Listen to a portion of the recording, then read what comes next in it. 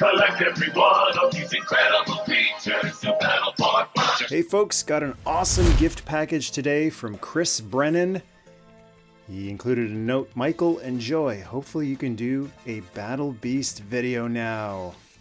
Chris Brennan, Saint Archangel, and a list of the Battle Beasts that he's included. So I had mentioned the Battle Beasts on a, and I opened this bag just a little bit here, but just to take a peek at what's going on. But this is my first time actually looking, holding, playing around with Battle Beasts. So I mentioned on a recent live stream chat about these Battle Beasts. This guy looks like he has seen some battles. And Chris mentioned that he had some extras and that he was going to donate them to the 80s Toy Museum. Now, I've been wanting to do a history video on Battle Beasts. To be honest, I want to do a history video on any 80s toy line and even 90s and beyond toy lines. And I could do a history video without owning a single one of these things, but now I don't have to, thanks to Chris. And man, these are so cool. And let's just unload the rest of them. I know absolutely nothing about Battle Beasts at the moment. I don't know what their names are or their factions. The one thing I do remember is seeing the commercial when I was a kid, and they were made up of 3 different factions: fire, water, and wood, I believe. And it was kind of like rock, paper, scissors type of deal, where the fire people could defeat the wood people because wood burns, but the water people would defeat the, well, I guess the water people defeat the fire people because they put the fire out, and then the wood defeats the water because it floats on water. And for those not familiar with Battle Beasts, they were released in Japan by Takara as part of the Transformers line. So in Japan, these guys actually, they all have rub symbols, and in Japan, if you rub the symbol, it would either reveal an Autobot or Decepticon logo. Look at that! Oh man, that is so cool. I wasn't sure if these logos would still work after all these years. But that looks like, what do you think? Looks like waves? Water? So that means this guy is part of the water faction. And give this guy a rub. Some of the old rub symbols on my Transformers don't work anymore. So I think you're gonna get the same issue with some of these rub symbols. This one looks like he's in pretty good shape.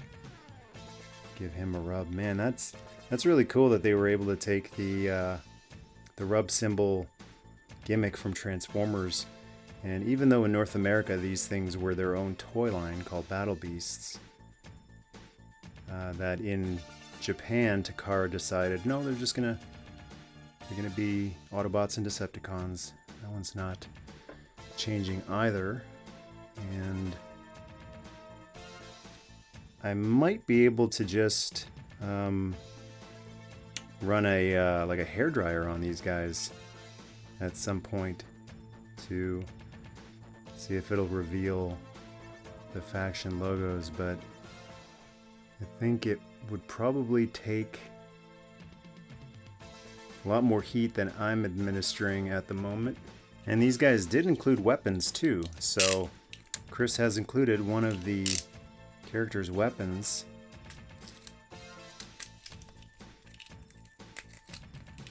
In here, it's the anteater weapon, and kind of reminds me of Army Ants, which also had little teeny tiny G.I. Joe like weapons. Oh man, that's so cool. Kind of reminds me of a Visionary's weapon, actually, with the kind of medieval looking, this blend of sci-fi and medieval. And I'm not sure, maybe this guy? Is he an anteater? I'm not sure. That the hands are all the same size, so anyone can grip the weapon. That's pretty cool. So if you look on the bottoms of their feet, you'll see, and try to find one that's a little easier to read. You'll see Hasbro 1987. So in 87, Hasbro tried a couple of new things. Maybe they were feeling like G.I. Joe and Transformers were starting to run their course. But it also says Takara 1987. So that's very interesting to me, that it's both of them. Both companies being mentioned on there. And I had mentioned Army Ants earlier. Army Ants were one of the new toy lines that Hasbro tried in 87, along with Visionaries and Air Raiders. But just for a size comparison, to show you how small these guys are, here are a couple of Hasbro Army Ants, and they look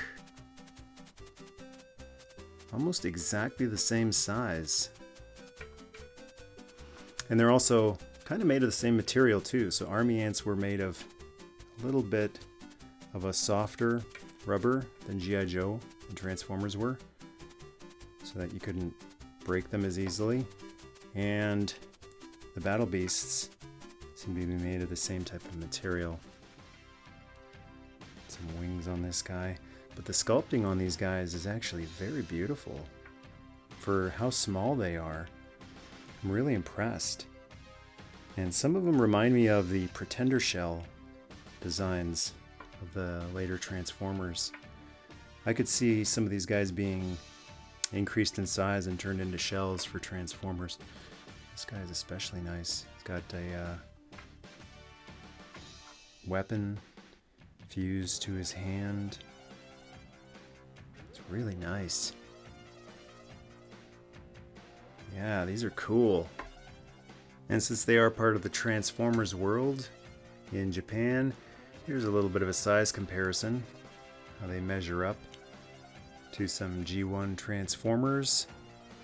So they're actually not that much smaller than Bumblebee, and quite a bit smaller than an Autobot car like Prowl. And there's a Transformers Pretender shell, Bumblebee shell.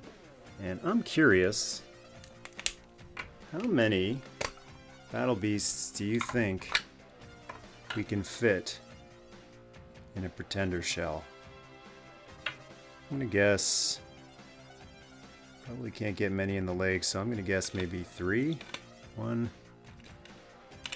2, it's already starting to look pretty crowded in there. Maybe 3.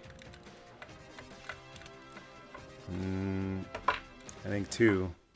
2 is it, probably. Yep. So 2 Battle Beasts can fit comfortably in a Transformers Pretender shell for anyone who was ever curious. Probably no one ever was except me. So big thanks to Chris Brennan for these awesome Battle Beasts. Looking forward to doing a history of video on them, as well as some of the other obscure lines. It's fun to do the big history videos on Transformers and G.I. Joe and He-Man, but I also like doing the ones on the lesser known lines, like Army Ants and Battle Beasts. So that's going to be a fun one to do too. And since I don't have any old school Battle Beast memories, hopefully you do, so scroll down and go to town if you do. And to join the tribe, hit subscribe, and click the chime to be notified each time a new video drops. Thanks for watching, have an awesome weekend, and Nerdmas Day!